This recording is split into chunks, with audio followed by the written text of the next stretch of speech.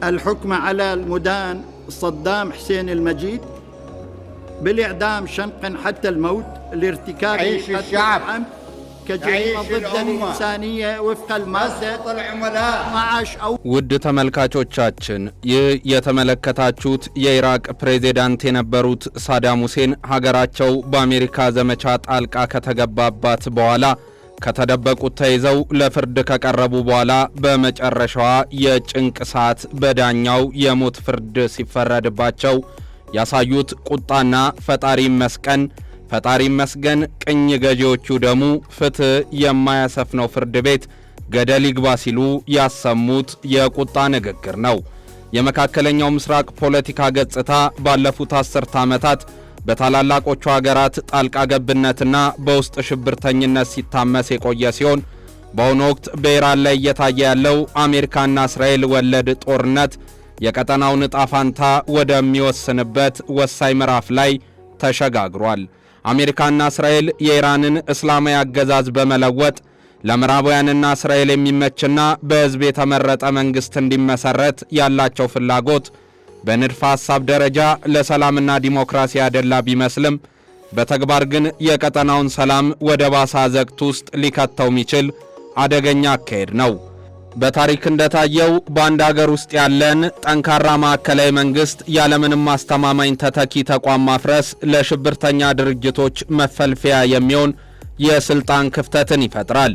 አሜሪካ በአውሮፓውያኑ አቆጣጠር በ2003 የጅምላ ጨራሽ መሳሪያ በዛች ሀገር ይገኛል በሚል ያልተጠና ሐሰተኛ የሆነ መረጃ ኢራቅን ከወረረችና የሳዳም ሁሴንን መንግስት ካስወገደች በኋላ ሀገሪቱ ወደ ማብቂያ የሌለው የእርስ በርስ ጦርነትና የጎሳ ግጭት ውስጥ መግባቷም ይታወሳል። የኢራቅ ጦር መፍረስና የመንግስት መዋቅሮች መበታተን በአካባቢው ታይቶ ማይታወቅ ለጭካኔው ወደር የሌለው አሸባሪ ቡድን አይሲስ እንዲፈጠርም መንገዱን ጠርጓል። ይህ ቡድን በኢራቅና ሶሪያ ውስጥ የፈጠረው ሰብአዊ ቀውስና ዓለም አቀፋዊ ስጋት የኃይል እርምጃ ወስዶ መንግስትን የመቀየር ስልት ያስከተለ የቁልቁለት መንገድ ውጤት ነው። ይህ የሽብርና የጭካኔ ቡድን ያልፍልናል ብለው ከሀገራቸው ወደ አውሮፓ በሊቢያ በረሃ አቋርጠው የተሰደዱትን 30 ኢትዮጵያን አንገት ቀልቶ የገደለውም ከዛሬ 10 ዓመት በፊት ነበር። ያልፍልናል ብለው የወጡትም ሳያልፍላቸው እስከ ወዲያኛው በዚህ ጨካኝ ቡድን እንዲያልፉ ሆነ። በሌላ በኩል ሊቢያም በምዕራባውያኑ ያልተፈለገ ጣልቃ ገብነት ምን ያህል አውዳሚ እንደሆነና ናሙና የሆነች ሀገር ናት። የሙአመር ጋዳፊ አገዛዝ አሜሪካና ፈረንሳይን ጨምሮ በኔቶ ጥምር ኃይል ትብብር ከተወገደ በኋላ ሊቢያ ወደ ተረጋጋ ዲሞክራሲ ከመሸጋገር ይልቅ በመቶዎች የሚቆጠሩ ታጣቂ ቡድኖች የሚፈታተኑባት የጦር አውድማ ሆናለች። ዛሬ ሊቢያ ለሰሜን አፍሪካና ለሜዲትራኒያን አካባቢ የሽብርተኝነትና የሕገወጥ ስደት ምንጮናም ትገኛለች። የሊቢያው ተሞክሮ ያስተማረን ነገር ቢኖር አንድን አምባገነን መንግስት ማስወገድ ብቻውን ነጻነት እንደማያመጣ ይልቁንም ሀገራቱን ለሽብርተኞች መፈንጫ ሊያደርጋቸው እንደሚችልም ነው። ይሁንና አምባገነኖች አይወገዱ፣ በስልጣን ላይ ቆይተው ዲሞክራሲን ማፈን አለባቸው የሚል አቋምም ትክክል አይሆንም አይደለምም። ወደ ጥንቷ ታላቋና ስመገናኗ ፋርስ ወይም ያውኗ ኢራን ስንመለስ ሁኔታው እጅግ የከፋ ሆኖ እናገኘዋለን። ኢራቅና ሊቢያ ከኢራን ጋር ሲነጻጸሩ በሕዝብ ብዛት፣ በጂኦግራፊያዊ ስፋት፣ በወታደራዊ አቅም እጅግ አነስተኛ ናቸው። ኢራን ከ90 ሚሊዮን በላይ ሕዝብ ያላት አብዮታዊ ዘብን የመሰለና የተወሳሰበ የመከላከያ መዋቅር ያለው የሥርዓቱ ጠባቂና ጥልቅ የሃይማኖት ትስስር ያለባት ሀገር ናት። የአሁኑን የኢራን መንግሥት በኃይል ለመቀየር መሞከር ሀገሪቱን ተፋላሚ ኃይሎች ወደሚንጧት የተበታተነችና ያልተረጋጋች ሀገር እንደሚያደርጋትም ይነገራል። ይህ ደግሞ በመካከለኛው ምስራቅ ውስጥ ትልቅ የሽብርተኝነት ማዕከል እንዲቀፈቀፍም በር ይከፍታል።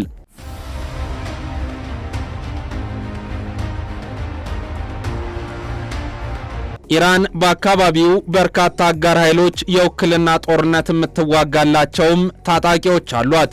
በምዕራባውያን ሽብርተኛ የተባለው የሊባኖሱ ሄዝቦላህ፣ የየመኑ ሁቲዎችና በኢራቅ ያሉ የሺያ ታጣቂዎች የኢራን መንግሥት ሲዳከም ወይም ሲፈርስ እጃቸውን አጣጥፈው የሚቀመጡ አይደሉም። ይልቁንም እነዚህ ቡድኖች ራሳቸውን ችለው ወይም በጋራ በመሆን ቀጠናውን ወደማያልቅ ጦርነት ያስገቡታል። የኢራን መንግሥት መፍረስ ማለት እነዚህ ሁሉ በገንዘብና በጦር መሳሪያ ሲደገፉ የቆዩ ቡድኖች ያለ ጠባቂ መቅረታችን ነው በሚል ስሜት በገዛ ፍቃዳቸው የቀጠናውን ደህንነት ወደ ባሰ አደጋ ላይ የሚገፉበት ተከፈተላቸው ማለት ነው። ኢንተርናሽናል ሴንተር ፎር ካውንተር ቴሮሪዝም በተባለው ተቋም ድረገጽ ላይ ስለዚሁ የሽብርተኝነት ስጋት የጻፈው ከሬግ ከላይን የተባለ ምሁር የኢራኑ መንፈሳዊ መሪ አያቶላ አሊ ኻሜኒ መገደላቸውን ተከትሎ ከዚህ ቀደም በኢራቅና አፍጋኒስታን ላይ በአሜሪካ ከተደረጉ ጣልቃ ገብነቶች ጋር በማነጻጸር ግጭቶቹ የፖለቲካ አለመረጋጋትን ከመፍጠር ባሻገር በመካከለኛው ምስራቅ የሽብርተኝነት ስጋት እንዲያይል ማድረጉ አይቀሬ መሆኑን ያነሳል። በምሁሩ ገለጻ ይህ የሽብርተኝነት ስጋቱ የሚመነጨው ኢራን እንደ መንግሥት ሽብርተኝነትን የምትደግፍ ስለሆነች መሆኑን ይጠቅስና አያይዞም የአያቶላ አሊ ኻሜኒ ተምሳሌታዊነት ብሎም ሀገሪቱ የምትገኝበት ቀጠና ጋር በማመሳሰልም ይገልጸዋል። ስለሆነም ይላል ከላይን በማብራሪያው ሲቀጥል የፖለቲካውን አለመረጋጋት መናጥ ተከትሎ ለሽብርተኝነት የራሱ አስተዋጽኦ አለው በማለትም ይሞግታል። ይህኛው ተንታኝ አያይዞም ሐማስ የተባለውና በኢራን የሚደገፈው ብሎም በምዕራባውያኑ ዘንድ በሽብርተኝነት የተፈረጀውና በመካከለኛው ምስራቅ ደግሞ ጸረ እስራኤል የሆነው ታጣቂ ቡድን በኦክቶበር 7 23 በእስራኤል ላይ በውድቅት ሌሊት ላይ ጉዳት ካደረሰና በርካታ ዜጎቿን ካገተና ከገደለ በኋላ እስራኤል በሰነዘረችው የአጸፋ እርምጃዎች መዳከሙን ያነሳል። ሄዝቦላም ከዚህ የተለየ ዕጣ አልነበረውም። ይሁንና ሄዝቦላ ዘንድሮ በማርች 26 ላይ የአያቶላ አሊ ኻሜኒን ግድያ ለመበቀል በሚል በእስራኤል ላይ ጥቃት ሲሰነዝር ቆይቷል።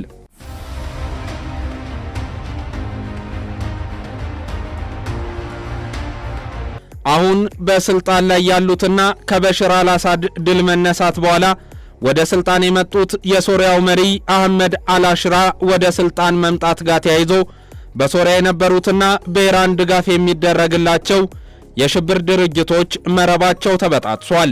ነገር ግን በየመን የሁቲ አማጽያን፣ የፖፑላር ሞቢላይዜሽን ፎርስስ የተሰኙት አማጽያን እንዲሁም በዚያው በኢራቅ ኢስላሚክ ሬዚስታንስ ኢን ኢራቅ የተባሉና በኢራን ትጥቅና ስንቅ የሚቀርብላቸው አማጽያን የኢራንን ሽብርተኝነት የሚደግፍ መንግስት በአካባቢው ሽብርተኝነትን ለማስፋፋት የሚያግዙት ወኪሎቹ በመሆናቸው በቀጣይ ጊዜያትም ተመሳሳይ ተግባራትን አጠናክረው እንደሚቀጥሉና ኢራንን ደግፈው እንደሚቆሙ ነው ተንታኞች የሚናገሩት። በኢራቅ የሚገኙት የፖፑላር ሞቢላይዜሽን ፎርስ የተባሉት ኃይሎች የሺያ ሚሊሻዎች ሲሆኑ ታማኝነታቸው ለኢራኑ አያቶላ ነው። ስለሆነም ሁኔታዎች እየተባባሱ ከቀጠሉ እነዚህ ኃይሎች ከኢራን ጋር ሆነው አሜሪካና እስራኤልን ይፋለማሉ። የእነዚህ ሀገራት ጥቅሞች ላይም አደጋን ያደርሳሉ። ኢራን ወደ ጦርነቱ ከገባች በኋላ እንደ መንደርደሪያ የያዘችውና አሁንም የቀጠለችበት አቋሟ የሆርሙዝ ሰርጥን ጥርቅም አድርጎ መዝጋት ነው። የኢራን የመንፈስ ልጆች የሆኑት የሁቲ አማጽያንም በቀይ ባህር ላይ የሚጓጓዙ የንግድ መርከቦች ላይ እርምጃ መውሰድ እንደሚጀምሩ ዝተዋል።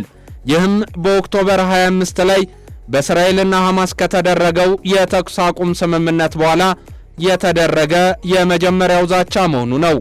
በኢራን ላይ ያለው ጦርነት መልኩን እየቀየረና እየተባባሰ መሄድ ከሆነም ኢራን እኔ ብቻዬን ለምን ሲባል ሰላም አጥቼ እኖራለሁ በሚል ምክንያት የተነሳ የምትታወቅበትን የውክልና ጦርነት ታስቀጥለዋለች የሚለው ገዢ ሐሳብ ሆኗል።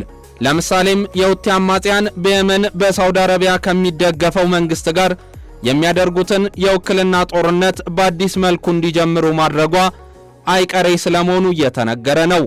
ኢስላሚክ ሬዚስታንስ ኢን ኢራቅ የተባሉት በኢራን የሚደገፉና ኢራንን የሚደግፉት ታጣቂዎች አፍንጫ ሲመታ አይን ያለቅሳል እንደሚባለው እነሱም በቀጣይ ጊዜያት በእስራኤልና አሜሪካ ላይ ጥቃት ማድረሳቸው አይቀርም ይላሉ የቀጠናው ፖለቲካ ተንታኞች።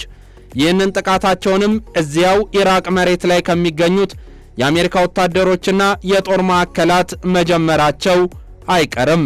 እስራኤልና አሜሪካ በኢራን ላይ የጀመሩት ዘመቻ በቅጡ ያልተጠናና ስትራቴጂካዊ ያለመሆኑ ላይ በርካታ ጥያቄዎች እያነሱበት ሲሆን መዘዙ የማያልቅ እንደሆነም በርካቶች እያስጠነቀቁ ነው። ይህ ብቻ አይደለም። የአውሮፓና አሜሪካ ዜጋዎችም በእነዚህ ታጣቂዎች በቀጥታ መጎዳታቸው አይቀርም ተብሏል።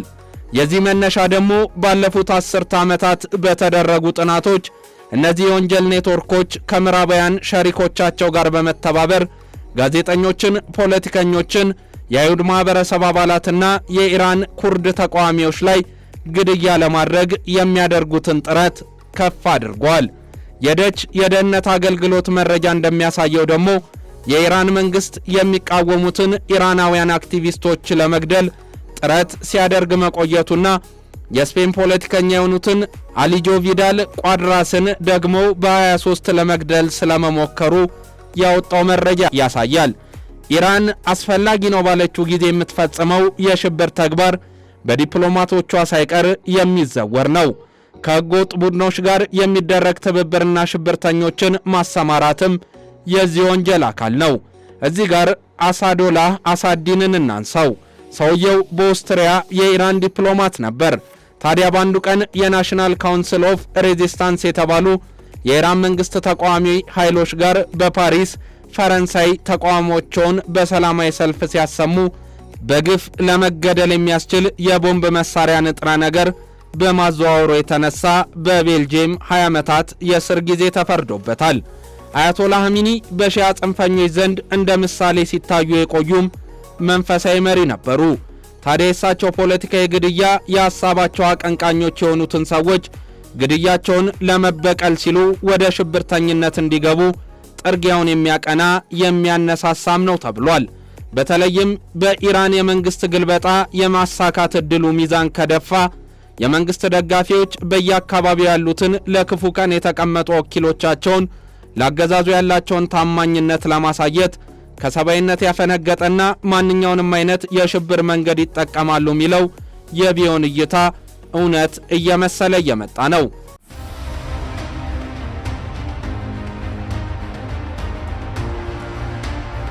አሜሪካና እስራኤል እነሱ እንደሚሉት ለኢራን ህዝብ የሚመችና ዲሞክራሲያዊ መንግስት የመመስረት ፍላጎት እንዳላቸው ቢገልጹም በታሪክ ግን በውጭ ኃይል የሚጫን መንግስት በህዝብ ዘንድ ተቀባይነት የማግኘት ዕድሉ በጣም ዝቅተኛ ነው። የኢራን ህዝብ ላገዛዙ ተቃውሞ ቢኖረውም ሀገሩ በውጭ ኃይሎች ስትወረር ወይም ሉዓላዊነቷ ሲደፈር ግን ብሔራዊ ስሜቱ ተቀስቅሶ ወደ ጽንፈኝነት ሊያመራ ይችላል። በተጨማሪም ኢራን የዓለምን የነዳጅ መስመር በከፊል የምትቆጣጠር ሀገር እንደመሆኗ በሆርሙዝ ሰርጥ በኩል እየተደረገ ያለው የንግድ እንቅስቃሴ በተለይም የነዳጅ ጉዞ መስተጓጎል የዓለምን ኢኮኖሚ እያሽመደመደውና የዋጋ ንረትን እያባባሰው መሆኑ በጋድ እየታየ ነው።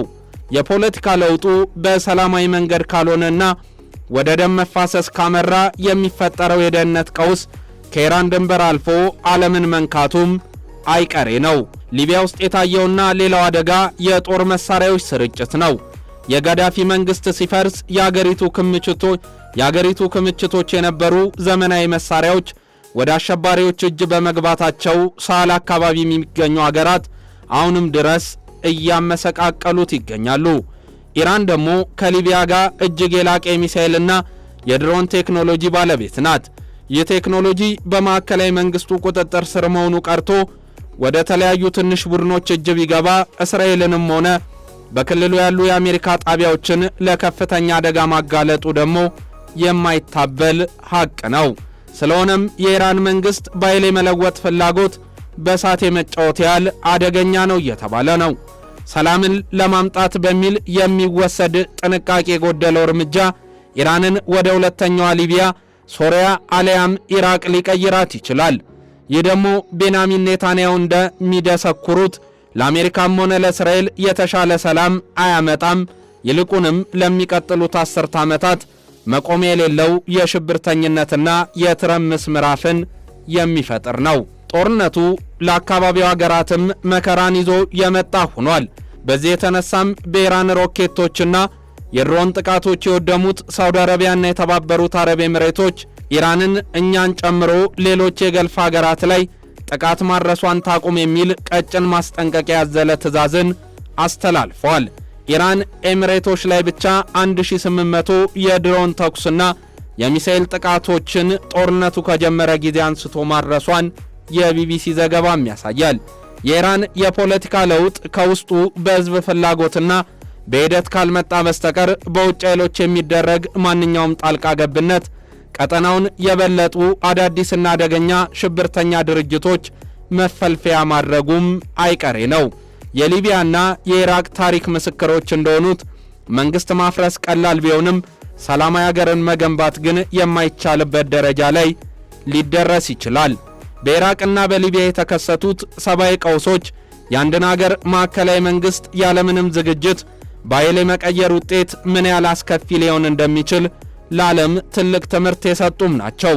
እነዚህ ሁለቱ ሀገራት በአሁኑ ወቅት በኢራን ላይ ለታቀደው መሰል እርምጃም እንደ ማስጠንቀቂያ ደውል ያገለግላሉ።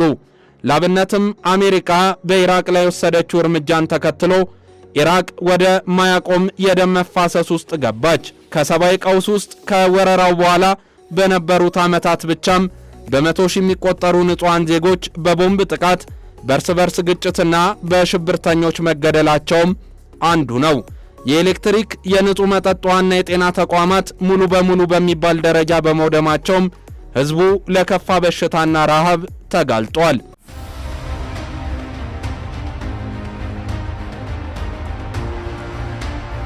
የመንግስት መዋቅር መፍረስ የፈጠረው ክፍተት አይስ የተባለ አረመኔ አሸባሪ ቡድን እንዲፈጠር ምክንያትም ሆኗል። ይህ ቡድን በሰሜን ኢራቅ በሺዎች የሚቆጠሩ የየዜዲ ተወላጆችን ጨፍጭፏል፣ ሴቶችን ለባርነት ዳርጓል፣ በሚሊዮን የሚቆጠሩ ደግሞ ከቤት ንብረታቸው እንዲፈናቀሉ ምክንያት ሆኗል። በሚሊዮን የሚቆጠሩ ኢራቃውያን ወደ ጎረቤት ሀገራት ማለትም ሶሪያ፣ ዮርዳኖስና ወደ አውሮፓ ተሰደዋል። ይህም በቀጠናው ላይ ትልቅ ማህበራዊና ኢኮኖሚያዊ ጫናን ፈጥሯል። ሊቢያም ብትሆን የጋዳፊ መንግስት ከወደቀ በኋላ ሊቢያ የፈረሰች ሀገር ወይም ፌልድ ስቴት ለመባል በቅታለች። ከመገለጫዎቹ መካከልም በአሁኑ ወቅት ሊቢያ በሁለት ተቀናቃይ መንግስትና በደርዘን በሚቆጠሩ ታጣቂ ቡድኖች የምትመራ መሆኑ ነው። ይህም ለዜጎች ደህንነት ዋስትና እንዳይኖር የሕግ የበላይነትም እንዲናፈቅ አድርጓል። በሊቢያ ጠንካራ መንግስት አለመኖሩ ሊቢያን የሕገ ወጥ የሰዎች ዝውውር ማዕከልም አድርጓታል። ከሳራ በታች ያሉ አፍሪካውያን ወደ አውሮፓ ለመሻገር ሲሉ ሊቢያ ውስጥ በባርነት እንደሚሸጡና እንደሚለወጡ የተለያዩ ሪፖርቶች ጋድ ያወጡትም ሐቅ ነው። ሊቢያ የአፍሪካ ከፍተኛ የነዳጅ ክምችት ያለባት ሀገር ብትሆንም በጦርነቱ ምክንያት ዜጎቿ በመሰረታዊ ፍላጎቶች እጥረት ይማቀቃሉ። የነዳጅ መሸጫ ጣቢያዎችም በታጣቂዎች ቁጥጥር ስር መሆናቸው ሀገሪቱ ገቢዋ እንዲሽመደመድ አድርጓል። ከሊቢያ የጦር መሳሪያ ግምጃ ቤቶች የወጡ መሳሪያዎች ወደ ማሊ፣ ኒጀርና ቻድ በመሰራጨታቸው መላው የሳህል ቀጠና በሽብርተኝነት እንዲታመስም አድርጓል። እነዚህ በኢራቅና ሊቢያ የታዩት ምስቅልቅሎች አሜሪካና እስራኤል በኢራን ላይ ሊያካሄዱት የሚችሉትን የመንግስት ለውጥ ምን ያህል ሊያስከትል እንደሚችል ግልጽ ማሳያም ሆኗል። ኢራን ከነዚህ ሀገራት በ3 እጥፍ የምትበልጥ በመሆኗ እዚያ የሚፈጠር አለመረጋጋት የሚያስከትለው ሰብአዊ ቀውስ ውስጥ በሚሊዮን የሚቆጠር ኢራቃውያንና ሊቢያን ሲሰደዱ ዓለም ከተቸገረች 93 ሚሊዮን የሚጠጋ ህዝብ ያላት ኢራን ብትፈርስ የሚመጣው የስደተኛ ማዕበል መላውን እስያና አውሮፓ ሊያናጋ ይችላል። በኢራን ውስጥ የሚፈጠር ክፍተት በሱኒና በሺያ ሙስሊሞች መካከል ያለው ቅራኔ ወደ ከፍተኛ ደረጃን በማድረስ መላውን መካከለኛው ምስራቅ የጦርነት አውድማ ማድረጉም ገዝፎ የሚነሳ ጉዳይ ነው። የዛሬን አበቃን። ቻናላችንን ላይክ፣ ሼር እና ሰብስክራይብ በማድረግ ቤተሰብ እንድትሆኑ በአክብሮት ጋበዝን። ሰናይ ጊዜ